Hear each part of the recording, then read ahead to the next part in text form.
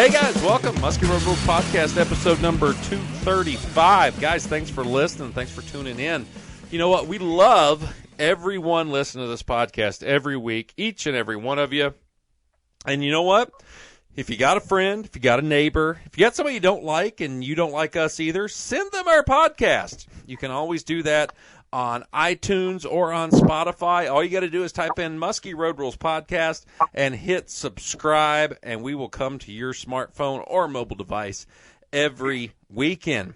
Today's podcast is brought to you by Drifter Tackle. Guys, Drifter Tackle, not only do they make great products like the Original Believer and the Stalkers, they also own the ERC series, which is the Hellhounds, the Triple D, and the Pearson Grinders.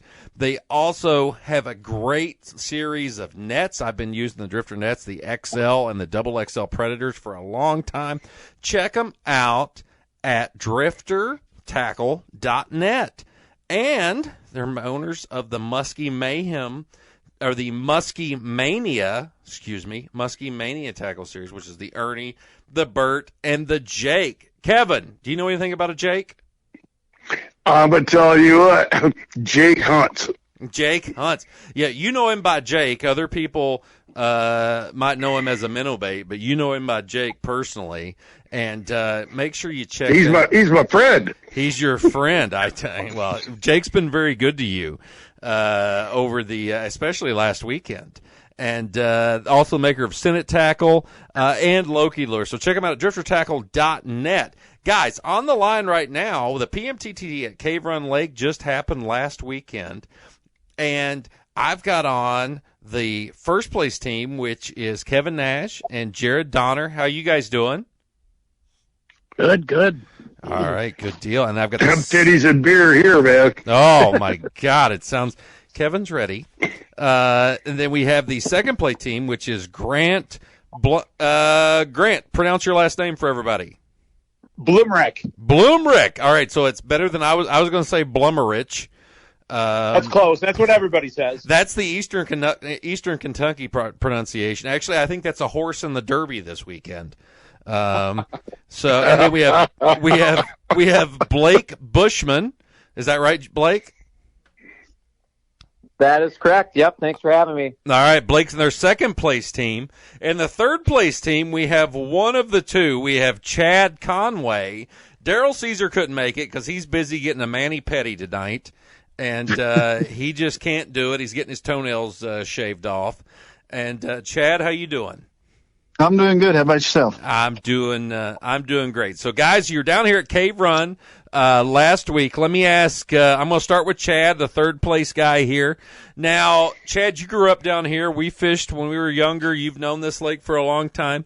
Did you guys pre-fish much? I mean, your partner moved to Florida last year, and did you get to pre-fish much?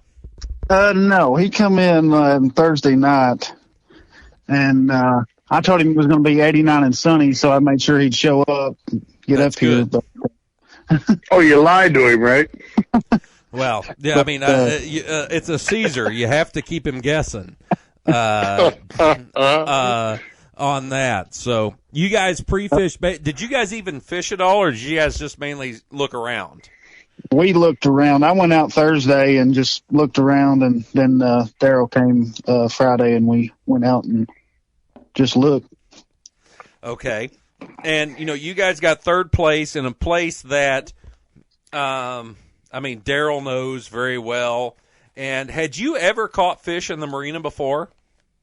No, I fished there a bunch. And, I had the confidence in it, but it just never hooked up on anything there. And finally it happened on the first night. But it didn't work out for us. We ended up losing that one. Mm-hmm. Yeah, I remember talking to you about that. You stayed at Hotel Thomas on the water, so I remember talking to you about that. Now, Grant and Blake. Now, where are you guys from? Minnesota. All right, what part of Minnesota? We're Forest Lake area, which is about 25 minutes northeast of Minneapolis, St. Paul. All right. So now, Grant, Blake, how many times have you guys fished Cave Run, or was this your all's first time down? What? No. How'd that work? This was my second. Yeah, and I've been down. Greg, my first time down was the COVID championship. Okay. So October 2020, and then I've been coming down since every spring since. So that was my fourth trip down, third in the spring. Okay. All right. So, I mean, let me ask you this. I mean, you're coming from Minnesota. And I've spent years in Minnesota, and it's mainly a weed, rock-based fishery, depending on what lake you're on. More in the cities, you're looking at more weed-based. And when you came down in the fall of 2020, you thought, well, it's kind of like a Minnesota lake as far as because there's weeds everywhere. Right. And so what did you think when you started coming down in the spring and you're like, where are the weeds? Yeah, so that spring of 2021, if you remember, the water was very, very high. Oh, and, yes. Yeah, and they had done that, they were pulling water, I think right up until the time we got there. And I have learned, that those rapid pull downs can really, really mess things up. And so, yeah, that spring of 21 was very, very strange. It's just you were basically looking for, pure structure, bars, brake lines to the channel, things like that, because obviously the weeds were completely non-existent at that time that year. Sure. I mean, it is a big difference and stuff. Now, did you guys pre-fish much? I mean, kind of give guys an idea of how much time you spent down here before the tournament. Because here's the deal. I mean, a lot of guys talk about wanting to fish the PMTT, and you guys are from Minnesota, which is, just about the furthest place that most people drive to come down and do this. How much pre-fishing did you do, and, what was your game plan when you come down to the lake? Blake, you want to take it? Sure. We pre-fished on Wednesday. We got in late Tuesday. We pre-fished Wednesday. And we pre-fished on Thursday and kind of figured out our spot actually did hold fish. So we took Friday off and kind of slept in and rested up. And that's what we started with on Saturday morning. Well, yeah. And go ahead. Part of that decision was Friday, most of the week, Friday looked like it was basically going to be a washout, according to the weather apps that we were looking at. So we kind of did extra work Tuesday and Wednesday, anticipating that we might not be able to get out there on Friday. And it ended up being okay. We could have went, but we just said, you know what, why go mess with that? Let's just leave it and go there first thing Saturday morning. All right. Now, Kevin and Jared, you guys won the tournament. You guys had 5 fish, which I would call gluttonous, if it was me. What? Now, Kevin, you've been down here, Jesus, way too much. You should have to pay taxes in Menifee County, which that means you owe us $4.37. And Jared, how long have you guys been fishing together? This is our 5th season together. 5th season. Jared, Yep. How the hell have you fished with Kevin?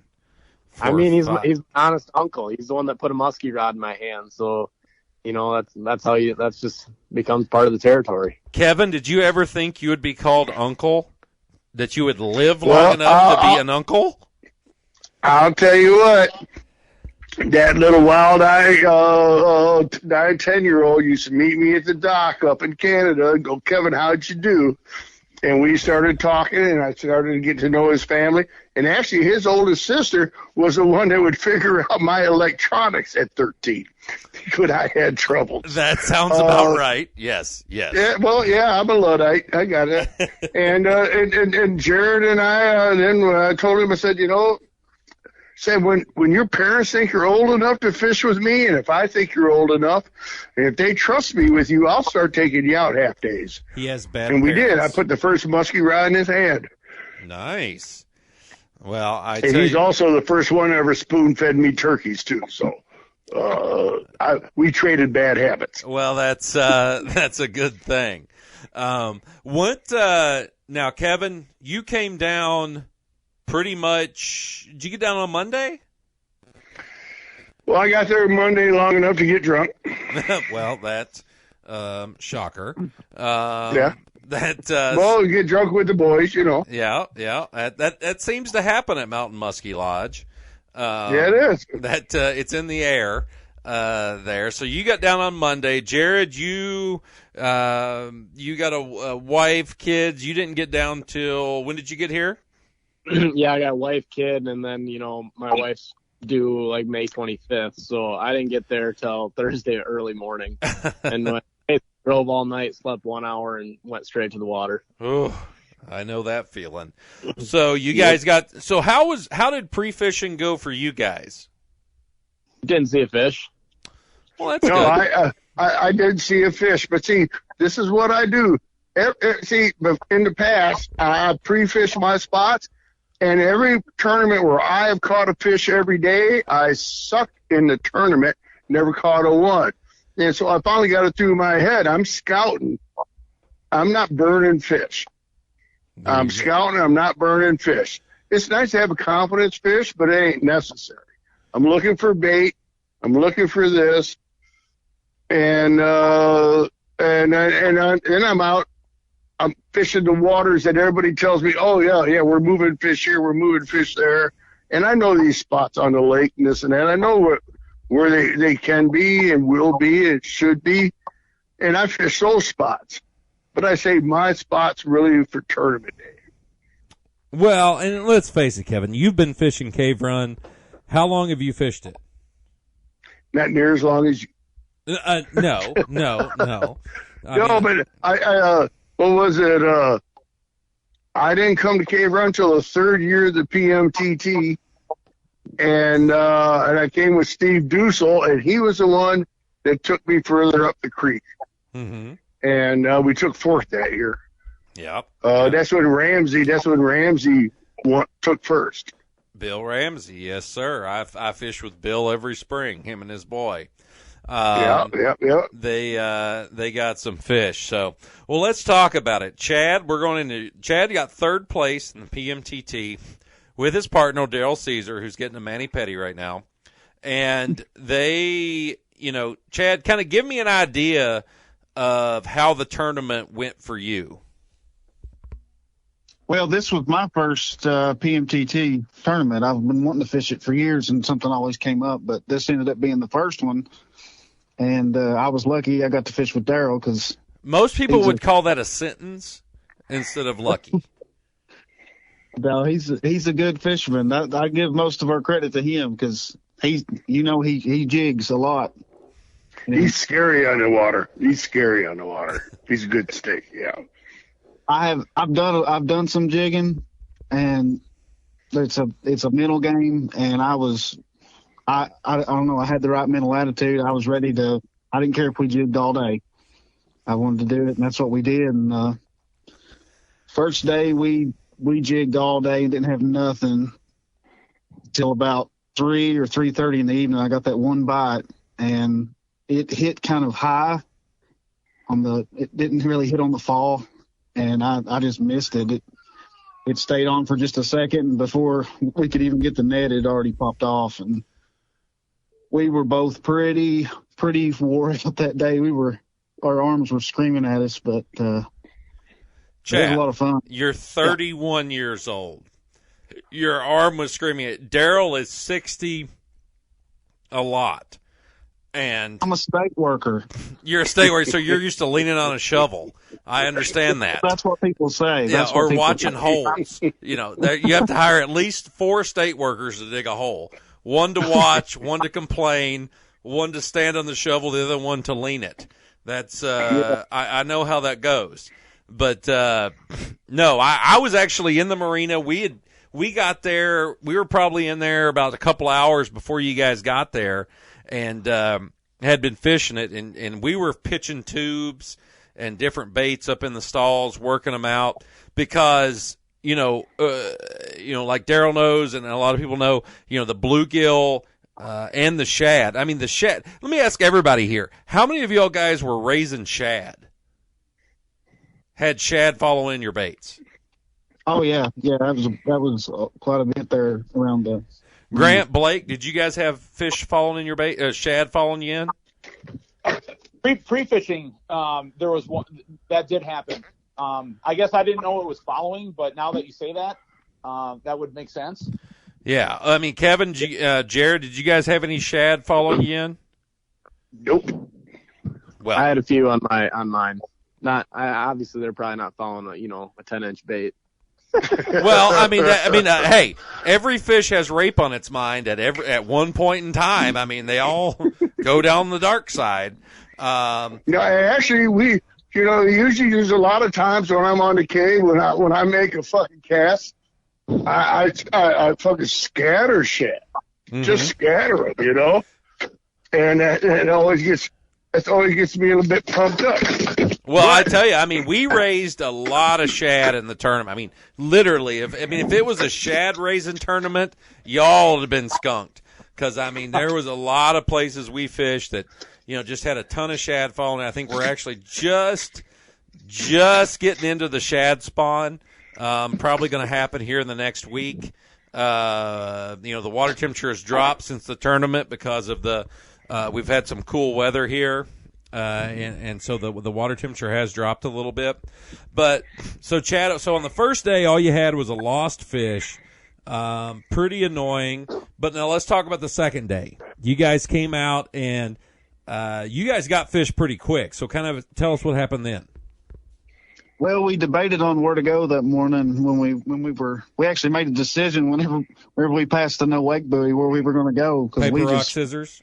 Yeah, we didn't have a clue where we were going to go, and we kind of both agreed on heading to the marina. So got out there, and there was already somebody in there, so we decided to fish another part of it. And we wasn't in there 30 minutes to 45 minutes, and we got the first one, and everything went smooth with it, and got it took care of, and started back again, and it wasn't 15 minutes later, got the other one. And it was like a little feeding window, because I think we caught those fish around the same time that Kevin had theirs.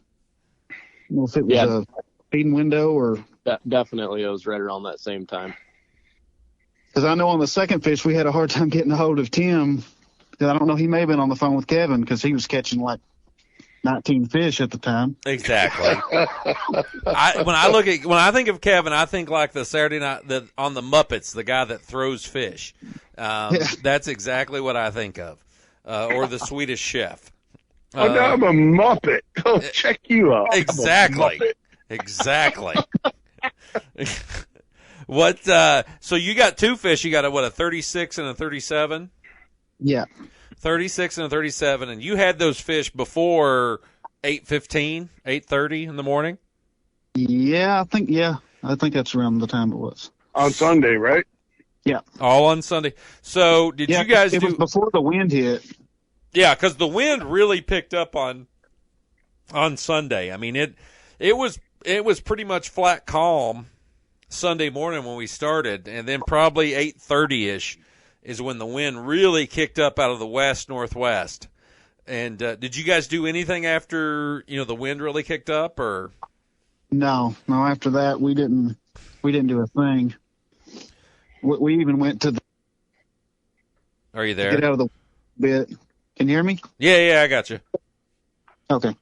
We went to get out of the wind because it was kind of hard to control the boat with the wind hitting right into us, and we didn't have nothing the rest of the day. Hard to jig a spot when you're blowing all over the place, ain't it?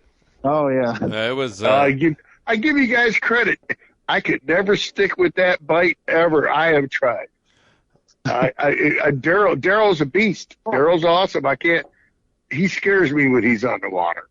He can hang with that jigging bite, I tell you. The thing with jigging, and I don't know, the guys on here tonight, how many people do it. We do it a lot down here. Grant, Blake up in Minnesota, have you ever tried the jigging, doing the vertical jig and bite? Yeah. Yeah. We've done it up here, and it's successful up here. Yeah, Yep. but I mean, it's something you got to kind of have confidence in. Correct. Because 100%. you feel really, I mean, I stumbled onto it here in 2012, and it was literally just kind of a stumbling onto it. And it's something that if you're going to do it, you got to kind of commit to it for a while. And you feel pretty dumb at first, but it does work, and it's amazing what it can produce. Well, Greg, it's just like any pattern. You know how stupid I feel twitching a 10-inch jig for 5 hours looking for one bite? I have pointed at you on the water with people going, look at that dumbass. He's over there see? twitching like crazy. Yes. No, trust me. I tell you what gets me through it. That helps me kind of keep my mind there is Gummies. I watch my electronics the whole time that I'm jigging, and it's neat to actually feel the bait hitting what you're seeing on the screen, and it just helps you learn your electronics better. No, it does. I mean, that's the thing. I mean, and I think that's a lesson that everybody can learn with their electronics is if you can see it on there and actually feel it, it does make you have a little more confidence and predict kind of what's happening. I definitely agree with that, and it's a big part of it. So, you guys, you got the 2D sonar. Whenever it looks like a heart monitor, it's just it's just neat being able to watch it. Yeah. Heart monitor, that's cool. I mean, that's the cool deal. So now Grant and Blake, tell us kind of how the tournament went for you guys. So Saturday morning we take off, everybody's ready. Kind of how did the morning go for you guys? Yeah, so right out of the gates, we went to our prime spot, and I don't know, it was probably the first 3 hours or so we did not see anything. We pounded that spot, and finally it was just, you could just sense that the fish, they were not coming up for anything. They were not coming up for slower moving baits. They were not coming up for quicker moving baits. Nothing. So then, now let me interrupt you here real quick. Now you're saying the fish weren't coming up. Are these fish you're seeing on the graph, or are you just going by the reaction from follows? Probably just a hunch. Just a hunch. Yeah. But let me ask you this. So in pre-fishing, did you raise any fish? Did you see many fish? We didn't see many. We had one follow, but like our primary area, we had one come to the surface in porpoise, like literally like right next to the boat. So we knew there were fish there. Sure. And that was good enough. I mean, that's just as good as a follow. It's like, okay, there it is. They're here. So confirmation, that's exactly what we're looking for. And so, yeah, there was just no reaction from them. And that was through the prime Moon Underfoot major, I believe it was. Yep. And, nothing was showing itself. Yeah, we had a major basically from 8 a.m. to 10 a.m. on Saturday morning. Yeah. Yep. So then Blake made the call to go deep, and I'll let him take it from there as to what happened. Yeah, I mean, I was trying everything too. We were both kind of flying high in the water column, and I started rifling through the tackle box, and I grabbed a Cisco Kid, and it was the first cast. I got balled up in the weeds. A Cisco, yep. Did you pick it up and like blow dust off of it? Pretty much. I mean, come on. I mean, now here's the deal. I love Suics and all that. I know Suic owns Cisco Kid now, but let's face it, Cisco Kid is an older bait. God knows how old that is. Yeah. I mean, it's great. I mean, but most people, when they think Cisco Kid, they're like, well, I can clean my windshield with that. And so, it was a great bait. It was something that has been made forever. And I mean, I personally don't have one in my tackle box, but they've caught fish for years. And so, why did you pick up that bait? Well, okay, so I mean, that lure has been hanging in my rafters for years and years and years. And I just remember last year, Well, at the award ceremony, and they said like 9 out of the top 10 caught all their fish on white lures. So I grabbed all my white lures, and that just so happened to be one of my a white lure. I grabbed that lure not because of the lure, but because it was white. Sure.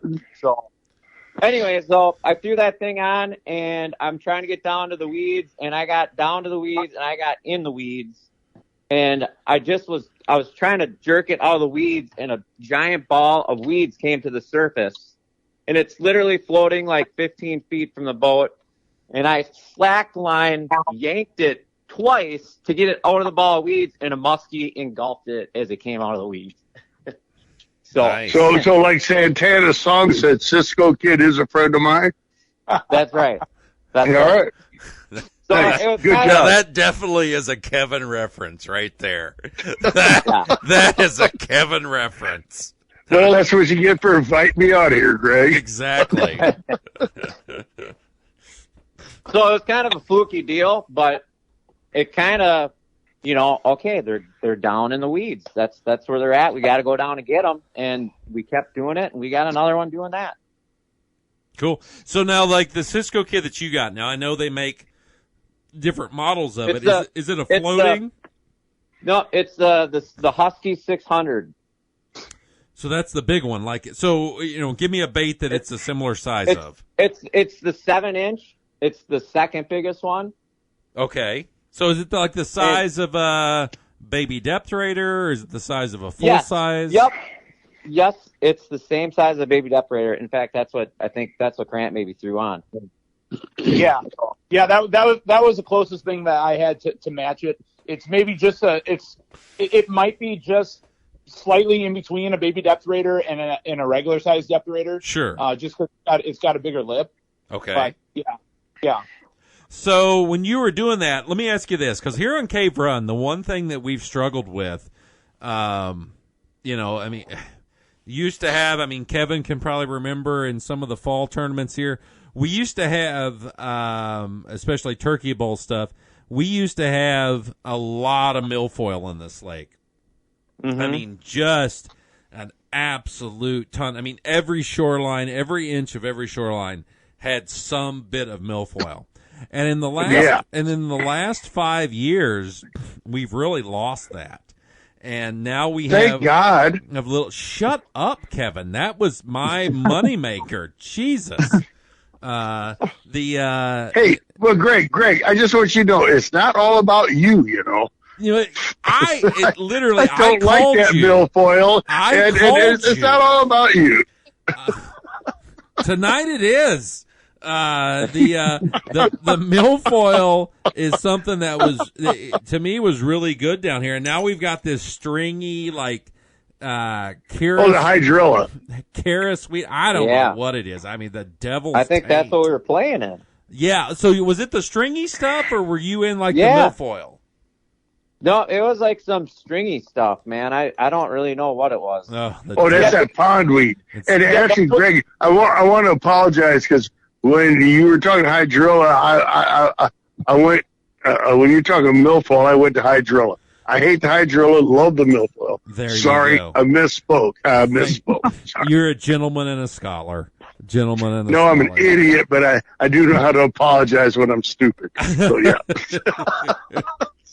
I'd vote for you for president. I do love that. I do love the milfoil here better than that bushy pondweed. Yeah, because that's hard to fish through. It's very hard to get baits through. So you guys were probably working pretty hard to get your baits through that, weren't you? Yeah. That's what I told Grant. I said there might not be any of this stuff left when we're done here. Good. We were yanking it. Yep. No, it's really, really tough. Now you guys got both your fish on Saturday, and you had what? You had a pair of 37 and change, or? Yeah. Yep. That's what you guys had. So now let's talk about Sunday. Sunday came around. It was calm in the morning. Then, the wind came a little bit later. How did Sunday go for you guys? And also Saturday, did you guys raise any more fish, or was that the only two fish you seen? No. How did that work? That was it. But I will add, the sixth place team, they were a flat over, and they caught a fish. I don't know, it was right around noon, and we could see it was a good one, and then that's when we popped our second one. If you look at their picture, we're probably in the background of their picture. So is that the doctors that got the 43? Yeah. Yes. Okay. Yep. Well, if you'd have turned around, you'd have got me in the picture. I was just on the other side of you guys. Right. But yeah, so did you guys have any more action there? No. No, that was it. Yep, that was it. For the rest of Saturday, and then Sunday too. There was nothing. We stuck it out there for the bulk of the day on Sunday until about an hour, maybe an hour and a half left, and then we bailed and went to another spot where we had a follow pre-fishing, and really, Greg, I don't think that that spot was holding a whole bunch of fish. I think potentially, it maybe had just those two or maybe a couple more that we couldn't get to go. So it's not like they were loaded up there. Especially with the bites seemed to be a little better on Sunday, just, with more fish caught compared to Saturday, the longer day. And we didn't see anything. So I guess we made the most of our two chances, and that's we're pretty happy with that. Sure. No, I totally get it. So, all right. Well, let's go to the big cheese, the head honcho, Jared Donner and Kevin Nash. All right, you got to spill the beans now. What, Kevin? What, Jared? Jared, I want you to talk first because Kevin. What did you guys do? I get that, Kevin. I 100% want Jared to talk first. I don't have a Rosetta Stone for Kevin. Let's. What is Jared? How did you guys approach on Saturday? Well, Saturday we started out with what our normal milk run would be down on the cave, and we fished the spot that we caught, a few of our fish, and nothing. Didn't see anything. So we made a move, went closer to the main lake, and then I was casting, and Kevin was, getting his rod ready. I'd put the trolling motor in already, and all of a sudden I make a cast out deep, and I hear him, basically his bait hits the water, and all of a sudden he's got one, and I go, you gotta be kidding me. There's no first cast on the spot. And he didn't say it that way, trust me. Yeah. I thought it was a little different. And then, I netted it or whatever. Obviously told Kevin he's my hero because, to me, he's a legend down there. So he did legendary things, boated that fish. That was around 10:10. And we fished that entire area, nothing. And I kind of said, I was like, I think we just need to move, get some fresh water. And we made another move, and we were going to a spot, boat was on it, so we decided to go to the other bank, and it was rather quick. Kevin popped another one. About 15 casts, 20 casts into it, right? Yep, about 20 casts into it, and that was the big one. And all right, so no, you're not going to get away from it that easy. Let's talk about how that big one was caught. Literally, not by Kevin, but by you. Well, I hooked it, but he saved it by hand grabbing it on the outside of the net after he got rolled up in there.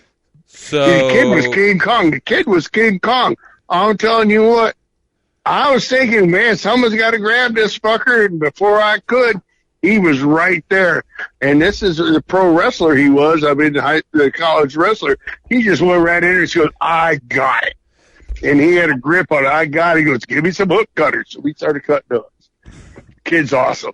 The dude's awesome. So how did the fish get out of the net? I mean, let's talk about that. Because, we got a lot of new guys that listen to this, and fish do a lot of weird stuff in the net. Trust me. I've been a part of the good, the bad, and the oh shit.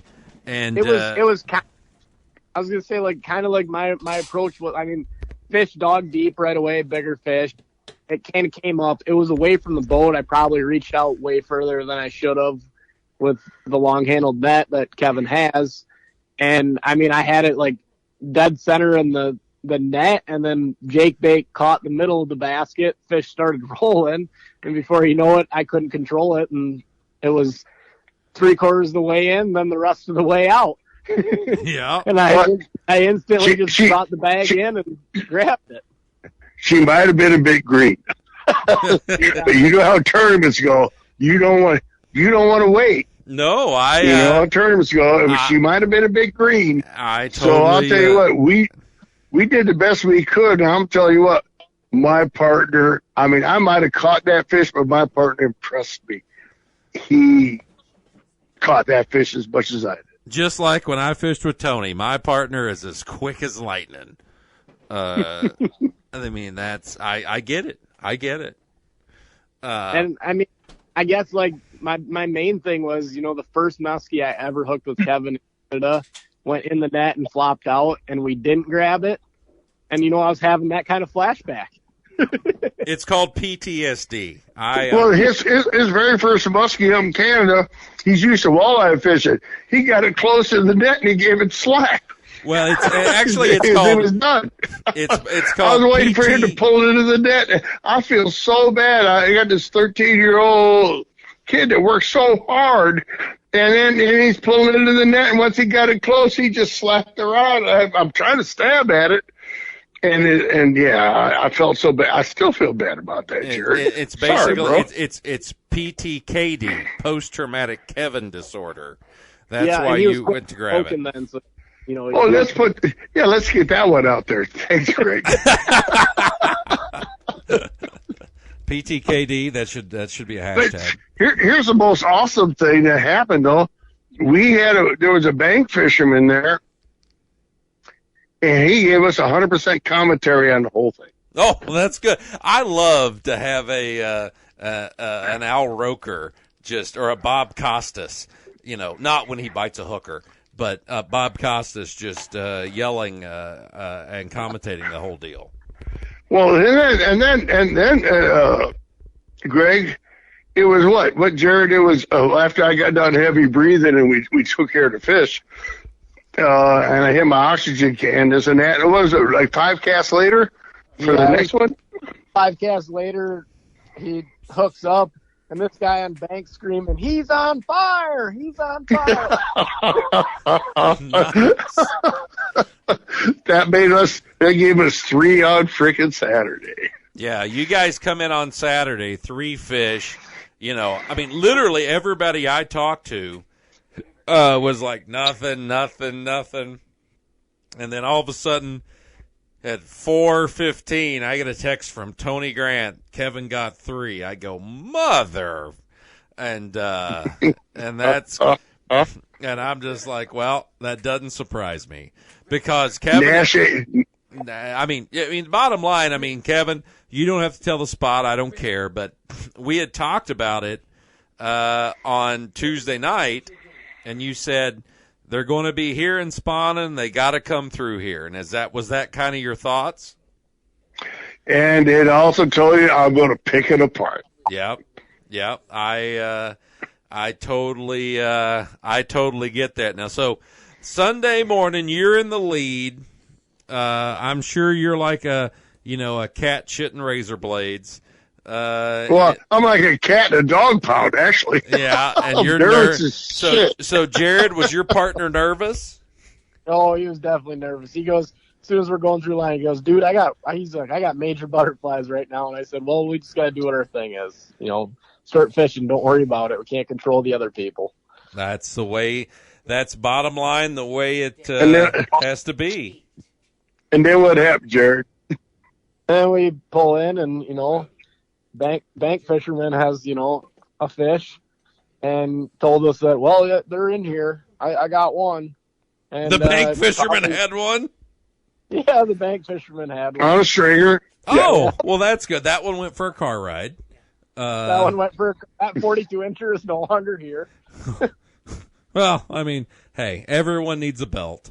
That's right. Jesus Christ. But then it was like I had maybe 20, 30 casts into the day, and there it is. Got it Right away. And then I got our bumper fish, and then we turn around and we work up down that roadbed and this and that, and all of a sudden Jared goes, because I told him about that roadbed, and he started seeing it, and he started believing in it, and next thing you know, he goes, got it. I go, all right. So that was our fifth fish. So you guys had 5 fish. So, Kevin, we all know that you are a 10-inch Jake fanatic. And Yes, sir. It's definitely one of your confidence baits. It's one of your baits that, that just is absolutely produced for you all the time. So let's talk about this real quick. Yes, sir. You work that bait. How would you tell someone if they're just getting into muskie fishing, or if they're wanting to get into fishing the way that slow, methodical? We know that's part of your game. How do you work your twitch baits? All right. Well, I'm going to start with the fact you got to have the right rod. You cannot fish a 10-inch Jake with a buggy whip. I have a 7-foot, 9-inch 4X heavy rod from Drifter Tackle. Not Drifter Tackle, sorry, Fever River Tackle. The Jake's from Drifter. How much? But yeah, it's a Fever River Tackle rod. And this technique is sponsored by what tequila company? Well, no, but anyway, Fever Rods makes my rods for me, and he made me a custom. Now, Greg, you gave me my first 4X heavy years and years ago, if you remember right. I did. Yep. And then after that, I bought a 4X heavy from St. Croix up on the Bemidji Championships. They had them on sale. Mm-hmm. And that one worked out good for me, but I had Fever River rods make me a 4X heavy with a fast tip. And that's how I pop my 10-inch Jakes. So when you're saying, Kevin, when you say a fast tip, for people that don't know what that is, what is a fast tip? Well, it's not a stick all the way. It's not a pool cue all the way up. At the end, there's some bend. Sure. No, that's great. I mean, I think that's important for people to know. Chad, are you writing this down? I don't hear your pencil. Oh, I'm taking mental notes. Are you running the steel leaders or fluorocarbon when you? Oh, 100% steel. Do you weight your jakes or anything? Nope. To get them down? Nope. So, Kevin, but I slackline my jakes. I pop and slack. So now, because I want that bait to move. Jared, you see me. You probably watch it. I'll pop that thing up and down and slackline it, and you'll see that thing walk the dog like a glide bait, right? Yeah, it pretty much comes in like a big glide bait, if I had to say it. But I also am in the back of the boat and think that every fish that I'm casting that's either spooked or been caught. I'll tell you what though, bro, you moved 3 on Saturday, and then the one you moved got us back into where we were going to go on. So Kevin, so you're working that bait. Now, the one thing that I know by fishing with you a little bit and watching you actually work your bait, because a lot of people, when they think twitching, it's all down. It's all a downward motion with the rod. You do a lot of up twitches. Well, yeah. Oh, okay. What? So let's talk about. If I remember right, me and you, because you showed me the Lexington staircase one year, and in November we went down that shoreline. Yep. And you caught and one I had there one actually on the old Jake, twitching it and working it over some trees. I think I had a couple that day, if I remember right, and I had one that jumped right in the boat. Yes, we did. Said hook on it, and that was great, Greg. Thanks, man. See, you know what makes me a better fisherman is knowing fishermen like you who work together. Oh, and that's the whole thing about the PMTT. I meet so many interesting people. I meet so many good fishermen, and we all compete against the fish, not the fishermen, and we all fish together. And that's what I think is so awesome about the PMTT. And I also want to thank you, Gregg Thomas, because you have showed me good techniques in water too. Well, I definitely say it's mutually the same, because your jig techniques and stuff have definitely opened my eyes to stuff. The using big baits, in the spring, and getting fish to go on them is definitely something that I have learned and come from and found pretty awesome. I mean, it's amazing. Now, Jared, you mainly throw rubber. You throw a lot of rubber baits, don't you? Yeah, I pretty much follow him up with rubber. But, I mean, even after he caught his fourth fish, I looked at him and said, I think I need to put on a jake bait. And I told him, I said, don't you dare keep that rubber on. And then what I go, like 40 minutes later, you said, get the net? Yeah, I finally felt like I made my team worth, when I finally stuck one, because otherwise I was like, geez. But see, that's what makes me and Jared a good team. I mean, look at us in the championships. I was fishing jake, he's fishing rubber. That tournament, I only caught 2, and he caught 3. He's coming behind me, back up, this and that, and his fucking rubber game is awesome. So what, Jared? What were you? What kind of rubber and stuff were you throwing last weekend? I was throwing a Medusa. He's throwing Trojans. Yeah. Trojans. He's throwing Trojans. There you go. What is that? Sorry. Is that a Medusa? Is that a Medusa with the left tail gone? Well, if he'd been throwing Trojan, he wouldn't have a kid due in May. Well, actually, he does fish a lot of tubes. What? So you were working Medusas. How were you working those? Because I know you guys were fishing timber.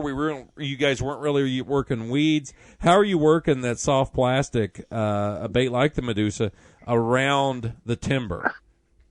I mean, I was kind of like, I kind of make like casts around like the tips and edges of it. Just, I mean, I know Kevin's with his twitch baits thrown right on top because he can float out, and I kind of just hop the sides of it, I guess. And they're always hitting on that drop. And my biggest struggle is in the spring, because I usually like that rubber bite picks up later on, is that I'm always hopping it way too fast. Sure. And like this, I was really focusing on slowing down like those hops so that they had a chance to catch it. Otherwise, you know how they are. They're kind of lazy and they'll just roll up. And that was pretty much what that fish did. It was rolled up and got it. But it was mainly because of those pauses being so slow. Sure. So, I mean, like, guys, this is a question for everybody. During the tournament, did you find that most of your fish or that you caught came during the pause or during a movement of the bait?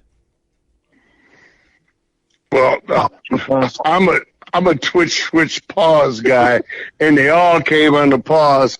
And probably what was it, Jared? Like 12 o'clock when I had to swing and a miss. Mm-hmm. When I twitched, when I should have paused. Otherwise, we might have had 6. Well, now you're just getting greedy. Dude, I'm going to get what the universe gives me, because you know how many years the universe has denied me these fish? I know, bud. Now, Grant, Blake, did you guys see the same thing? I'm telling you what, when a girl kisses you, kiss her back. That's all you can do. Aggressive.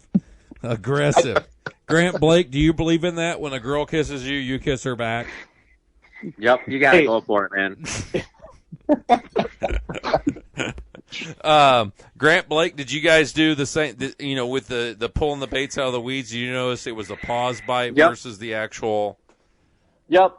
I'd say it was the pause for sure. Yeah, the pause and I think the contact with cover during the pause, I think that was probably our key, whether it was the weeds or I think the second one was just outside the weeds, and it was ticking the bottom, the cleaner bottom.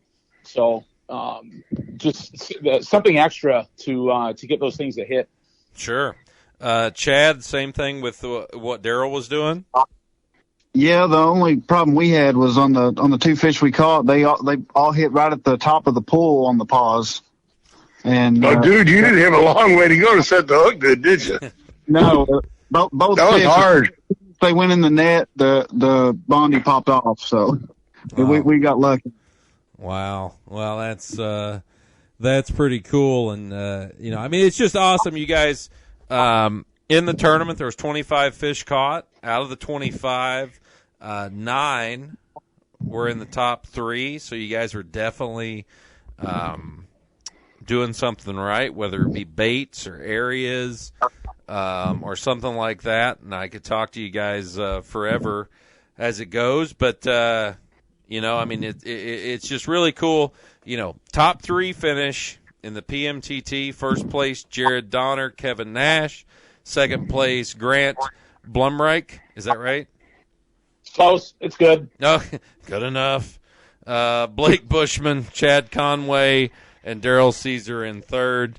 Just a great deal. And guys, if you want to text us, please send us a text on the Lunge and Lures text line at 606-776-6570. Send us a text. Tony would love to hear from somebody. He gets very lonely sometimes, and would definitely love to hear from him.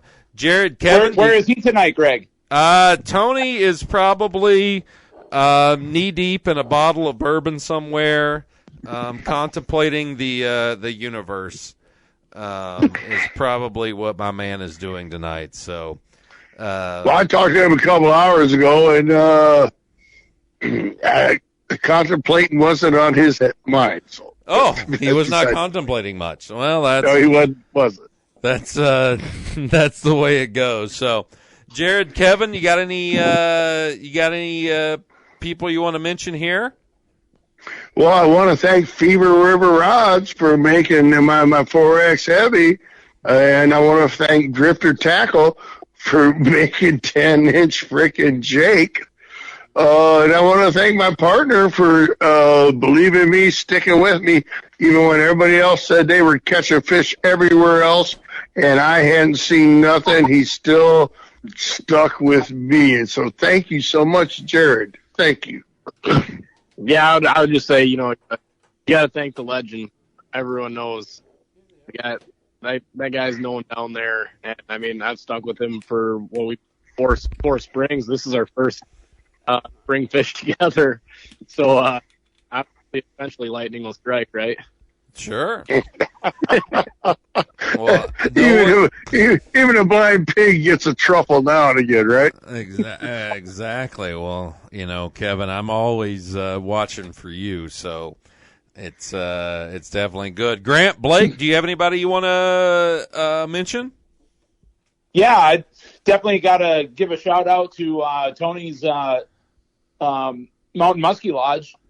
That's my fourth stay there, and I've always had a great time with everybody else that stays there. Kevin and Jared, I've gotten to know you guys and a bunch of other of the crew that stays there on an annual basis.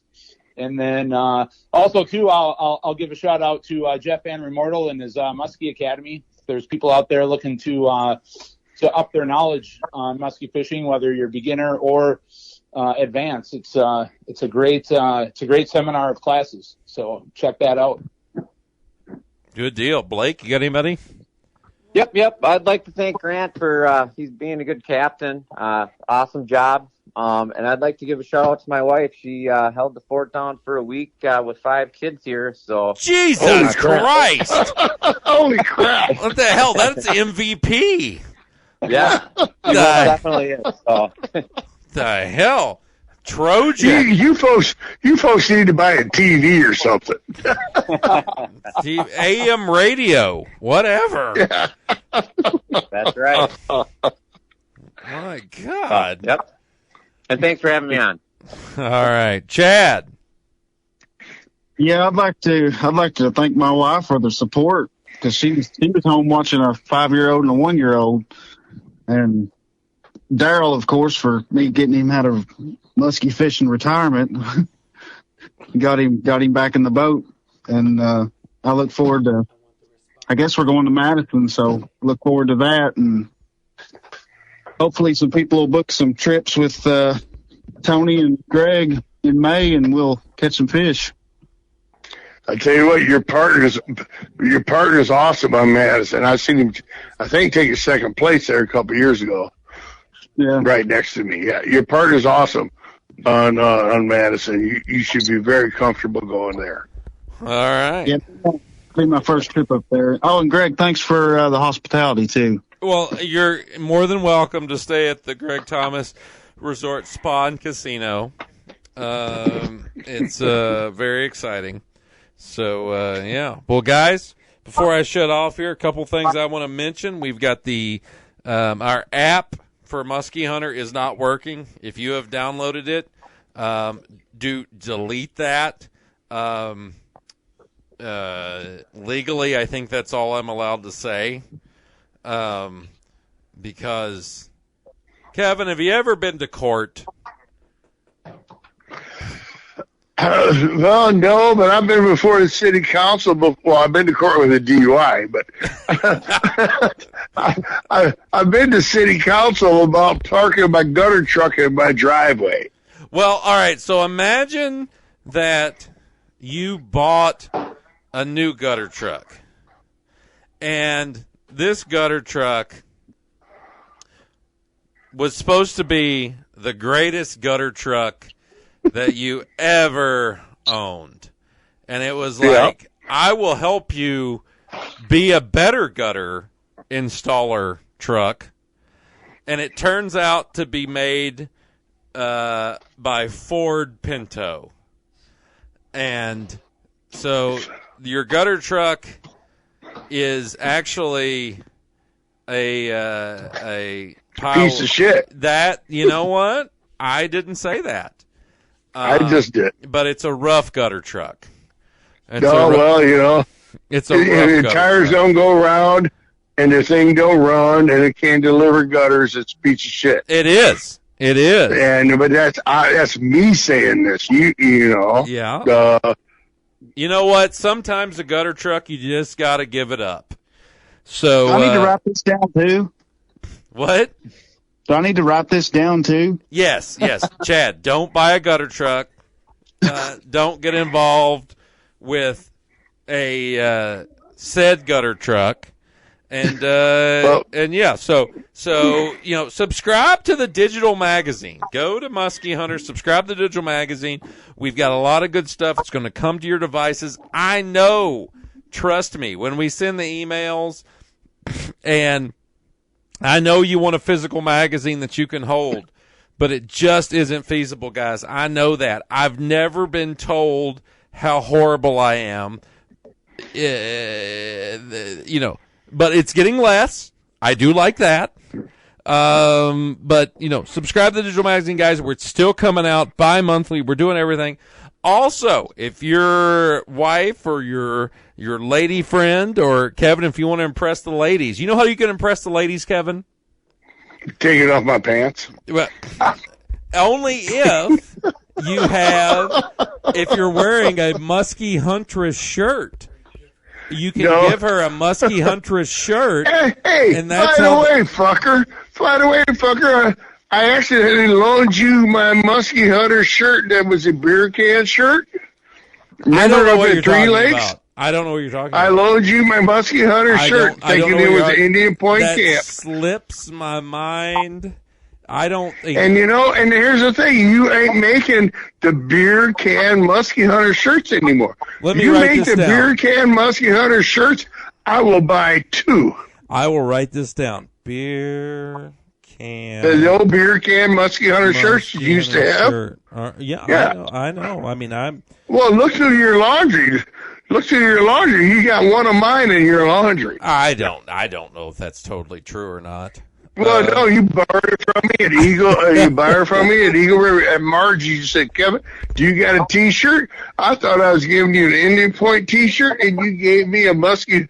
I gave you my Muskie Hunter by mistake. Well, and I love that shirt. That was the coolest shirt. That was the coolest Muskie Hunter shirt ever. I will give you a Muskie Huntress shirt. It's low cut. It'll show off the chest hair. I mean, this. No, I want the beer can one, dude. No, it's either that or nothing.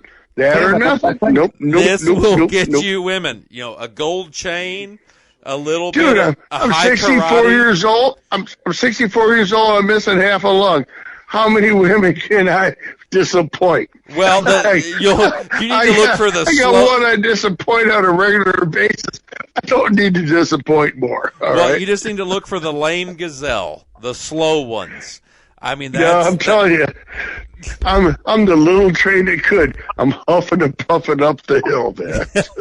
Kevin, I think he had that shirt on Brody. I think Brody sleeps in that shirt. The dog, yeah, Brody loves your shirt. It fits in great. I wouldn't doubt it, but Brody, that's all right. Greg Thomas has always been good. Brody loves your shirt, Kevin. It's going to be perfectly fine.